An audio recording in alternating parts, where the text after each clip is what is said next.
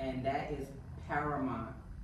And that's kind of what the video last night was alluding to when they were talking about when our great grandparents, our ancestors were on the fields, and there was an incentive to work the farms together, right?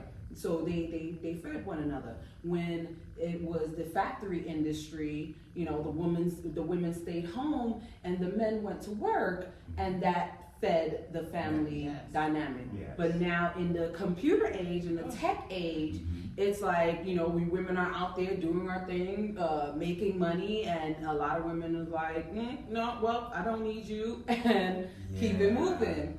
So it's like the economy kind of drives what people are willing to do, you know, because they do say marriage is like a contract, really. It's an agreement. Yeah, I would agree it's an agreement. I would say having a marriage license is a contract, but a common marriage, I would say, is an agreement between the two parties. Yeah, and you know, it's supposed to be an agreement that doesn't expire unless one of you dies. Yeah. I kind of hear everybody say that in their vows, even when they do go to church, and people don't follow that for some reason. You know, that's hard to follow. It's like, oh, did I say that? I said till death do us part. Oh, wait.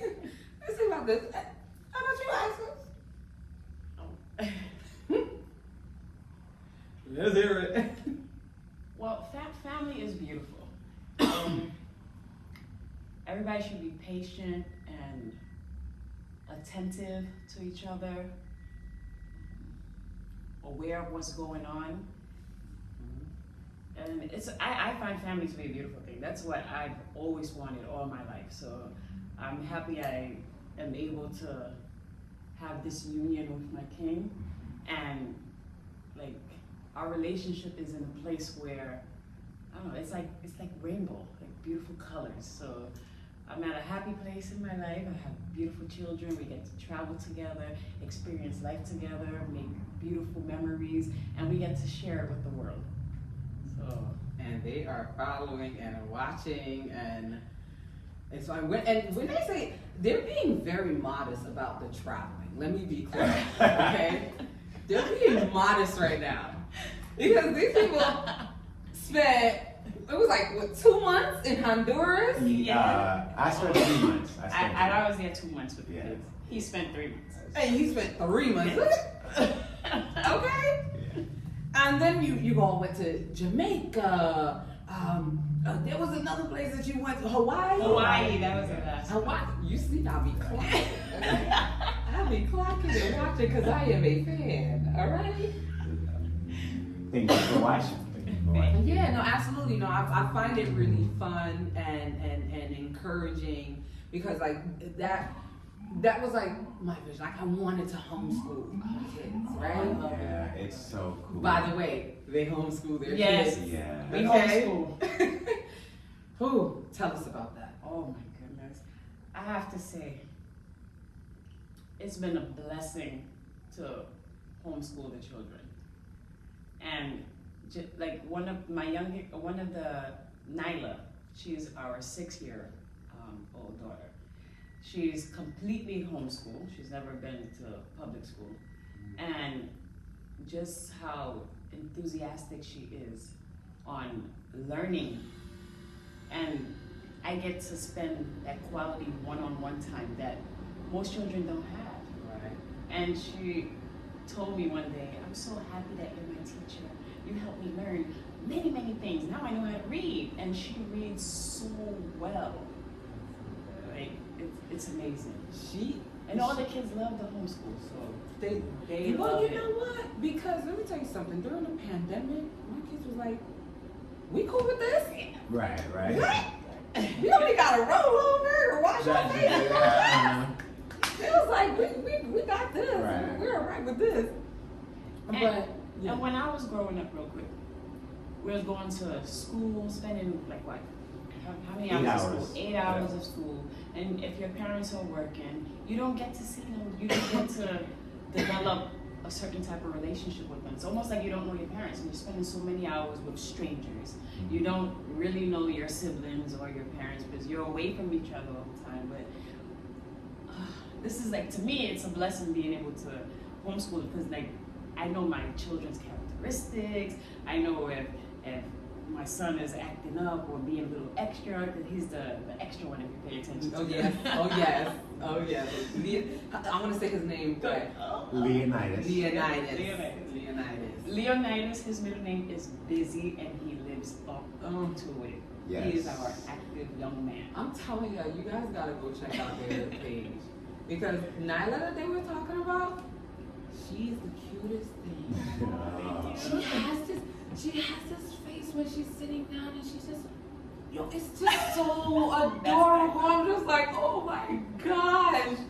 No, and he's very loving to his sisters. Yes. And I really appreciate that because little brothers are, I mean, I'm sure he does little boy things. Let's be clear. Trust me, he does his little boy things with them. Like he plays fight with them, like he toughen them up, and they're right there doing it too. They beat him up and they love it. Yeah, they love it.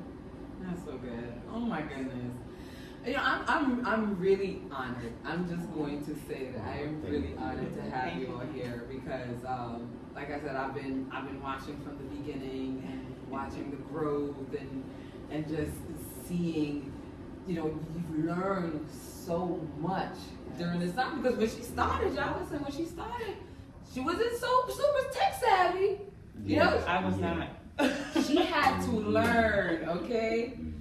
And I remember we were talking one time and you were like, I can't figure this thing out. Like, how do I get people on this page? And I was like, don't worry about it, just keep going. Just keep going. Just keep going. And enjoy the moments while you keep going. Yeah. Enjoying the moment. And I'm so glad that you said that. Enjoy the moment. Because so many times we take just those present moments for granted. Yes. Those moments that you have with the kids, you have that understanding of them. That's paramount to me. Like today, we had a Black History Month event at my job, and I work at the New York City Department of Education. I work in the Chancellor's office. Okay. So I work with the big wigs, and I should be straight and narrow and getting to work at least a half an hour early, right? To show that I am a good employee. Right.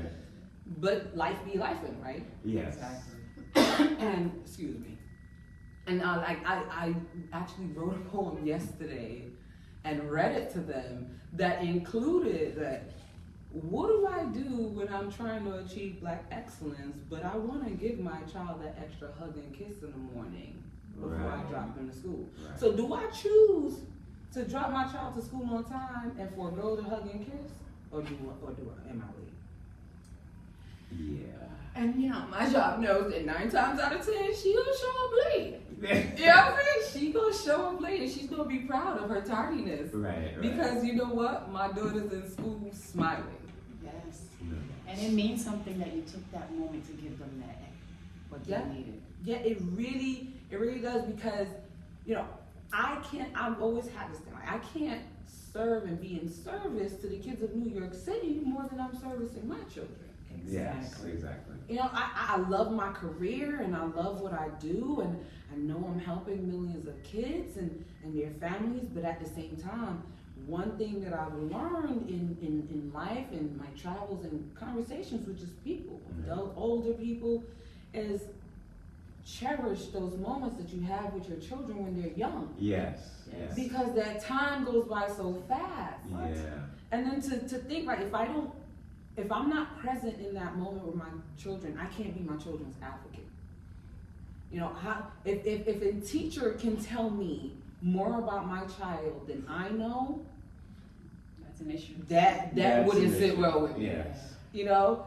There's times where the teacher would come like, well, she's doing this. When they first got back to school, and my little one, it was her first experience in school because she didn't really have the stable experience because of the pandemic. Right.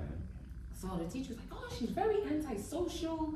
And, you know, I'm thinking about sending her to a program to see if, and I said, no. There's nothing, there's nothing wrong with my child. Right. She just has to warm up to the situation. She has to warm up to the situation, and on top of that, she told me she would come home and I'd ask her how her day, if she's making friends and so forth, and she said, you know, I have a couple friends, but I just can't deal with everyone. Right. And it's very real. And I told her teacher, I said, no, you know, she has her particular people that she enjoys being around, and she's a little more on the mature side when it comes to her age range. Right. And so, you know, I told the teacher, I said, no, that's just who she is. I'm not a very people person, right? Takes about 5 to 10 years to really get me on the peoply side. Right. Well, being selective is a sign of maturity. Yes. I mean, people who just, you know, Embrace pretty much everyone. just embrace everybody. That doesn't make too much sense anyway. Exactly. You have to be careful who you deal with in the first place. So Exactly. selectiveness is very good. Right. And you know, it's like if I didn't understand my child and who she was, I tell the teacher like, yeah, let's go to the program. Let's force her to be everyone's friend. And it's like, Right. Yeah. everyone is not gonna be. She's not gonna be friends with everyone in the class. Mm, So let's stop telling them that lie. yeah. You know. So yeah, it's really something to really be present in time and to be present with your partner. Yes. Because you see in the world the constant back and forth of he said, she said, he do, she do. Yes. Oh, here was another video that I seen. You know, the internet. Another